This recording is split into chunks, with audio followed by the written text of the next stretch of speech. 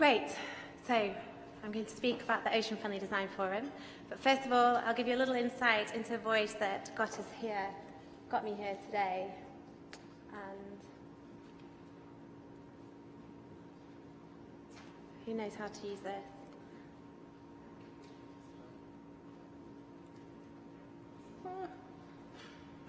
Okay.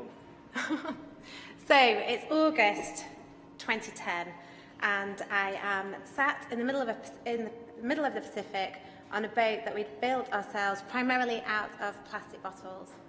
It's the middle of the night, the sea is huge and the wind is howling, and it felt like the Plasticity is about to capsize. And I'm responsible for a crew of 5 guys, and I'm thinking to myself, is this really the best way to showcase solutions to reducing the amount of plastic that ends up in our sea? And I'll give you an insight.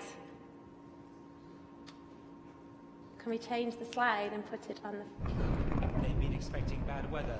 Can you see this? Prepare the crew for what hits them. Big wave! Big wave! Very hard. The sea is just marching.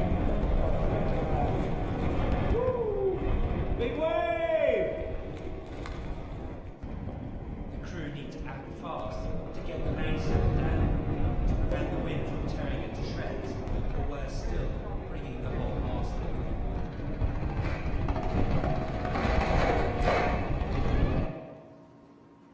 I don't think this clicker's up there.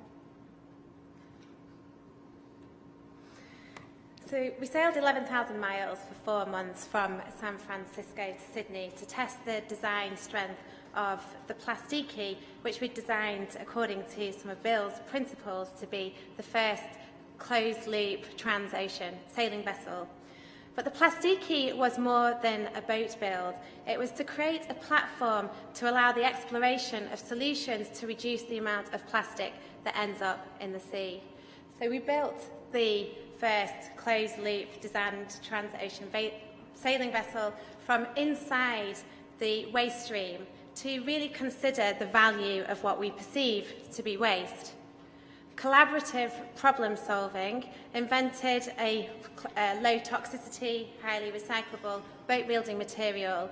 It invented this high performance sailcloth made from post-consumer plastic bottles, and it invented a honey and cashew nut glue. The Plasticity was a campaign trigger that raised awareness globally to say marine plastic pollution is a huge problem. It's our collective responsibility, and it poses really exciting opportunities to come together to innovate. And the Ocean Friendly Design Forum picks up this challenge. Through working with organisations with the greatest influence and impact, we hope the forum provides the opportunity to scale these solutions. We want to facilitate collaboration that creates a shift in design thinking and innovates materials and products that can be perceived to be ocean friendly. Our aim is to work together to design out the 1 million tonnes of plastic waste that enters our seas through an adventurous exploration of the challenge and a collaborative development and implementation of ocean-friendly design standards. Reducing the amount of plastic in the sea requires redesigning complex supply chain systems and innovating new materials, and such challenges require really long-term strategies that to date have proven a barrier to action.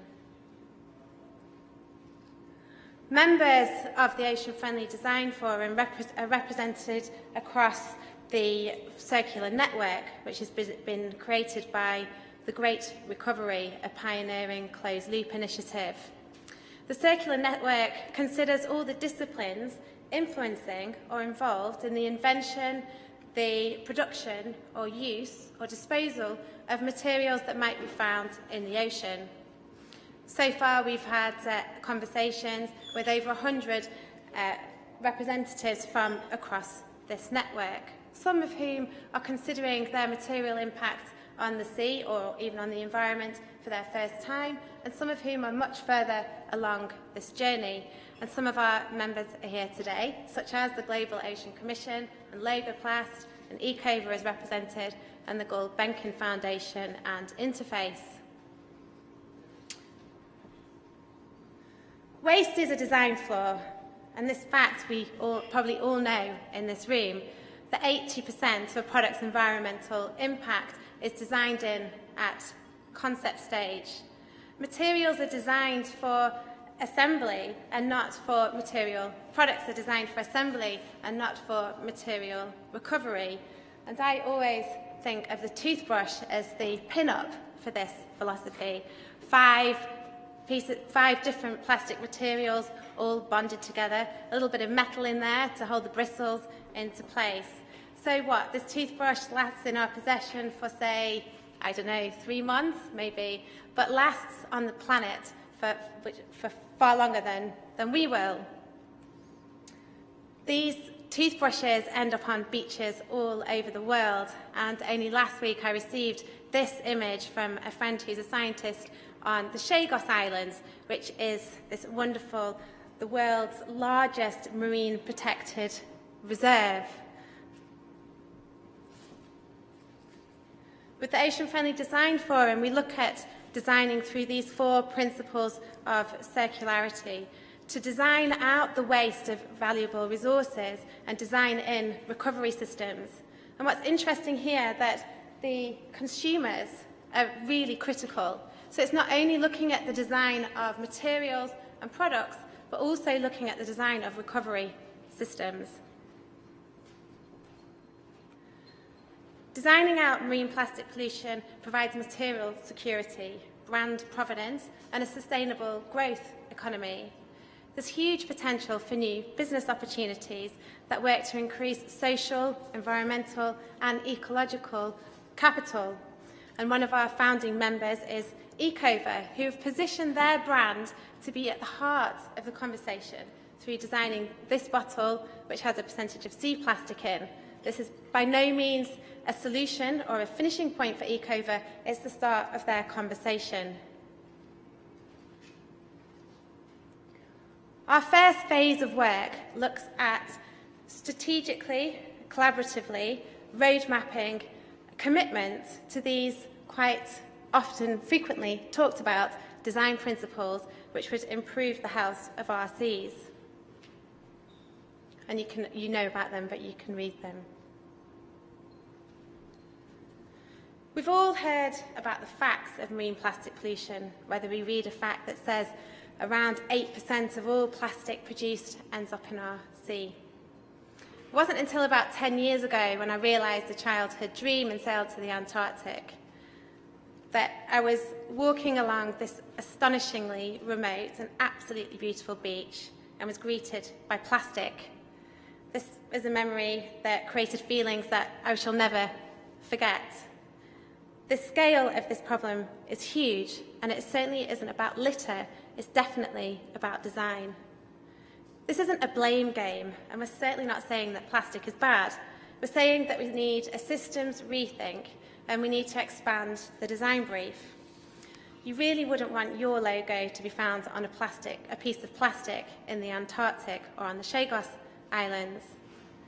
The ocean is our common treasury, and we do have a collective responsibility to ensure resilient oceans.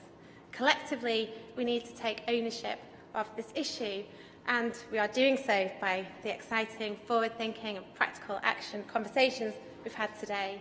And tonight, the Global Ocean Commission's report will really raise the awareness of the need to design out marine plastic pollution to some of the world's most influential leaders. We do need to bear in mind that working collaboratively sounds a nice thing to do, but it does pose huge problems, such as those around intellectual property. Are we all happy to hand over our IP in the spirit of driving innovation forward, like Tesla have done? The Ocean Friendly Design Forum has been launched to tackle the cause of the problem, to stop plastic entering the sea through redesign. We want to focus on where plastic is coming from. We will continue to investigate innovation gaps, practically test solutions, and spot priorities for action with those organisations that know their products and systems best. Our role is to act as the honest broker to allow this dialogue of asking tricky questions that can make brands feel quite vulnerable.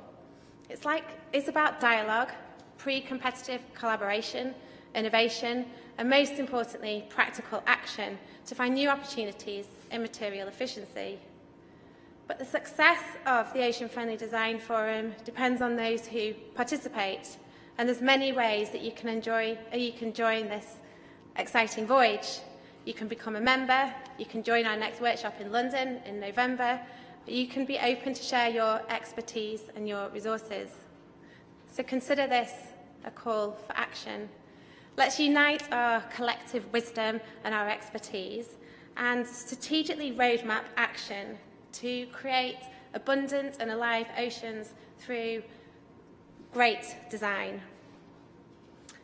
I now have the pleasure to hand over to Chris Clark from Logoplas Innovation Labs, who have been hugely supportive in the development in the concept stage of Ocean Friendly Design Forum with their expertise in material innovation.